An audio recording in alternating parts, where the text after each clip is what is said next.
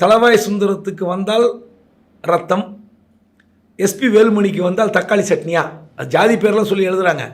But என்னென்னா, அந்த காலகட்டத்தில் பாஜகவுடன் கூட்டணியில் இல்லை. கூட்டணியில் இல்லாத போது அந்த இடத்துக்கு போய் கொடியசைத்து வைப்பது தப்பான விஷயம். ரெண்டாவது, கன்னியாகுமரியில் சகஜம்.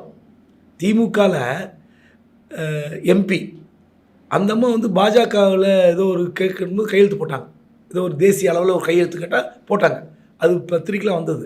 ஸோ அதனால் கன்னியாகுமரியில் சம்பிரதாயம், சடங்கு இதெல்லாம் தாண்டி இந்த அதிமுகவும் பாஜகவும் இணைந்து இருப்பாங்க. காரணம் என்பது அங்கே இருக்கிற மத அரசியல் அந்த மாவட்டத்தில் இருக்கிறது. ஆனால் இப்போது கோயம்புத்தூரில் நடந்த ஆர்எஸ்எஸ் மாநாடுன்னு சொல்ல முடியாது. அது ஆக்சுவலாக பார்த்தீங்கன்னா ஆர்எஸ்எஸ் 100ஆண்டு விழான்னு பின்னாடி போட்டுக்கிட்டு முன்னாடி பேரூர் ஆதீனம் சாந்திலிங்க அடிகளாருடைய 100ஆண்டு விழா. உண்மையிலே அவர் சொல்கிறார், எஸ்பி வேலுமணி என்ன சொல்கிறாருன்னா, அது என்னுடைய தொகுதிக்குள் வருகிற ஒரு பேரூர் சன்னிதானம். அவர்கள் அழைத்தால் நான் போக முடியாது என்று சொல்ல முடியாது, மறுக்கவே முடியாது. அதனால் என் தொகுதியில் வருகிற அந்த பேரூர் ஆதீனத்தின் நிகழ்ச்சியில் நான் கலந்து கொண்டேன். ஆர்எஸ்எஸ் மாநாடு என்பது முக்கியமல்லங்கிட்டார்.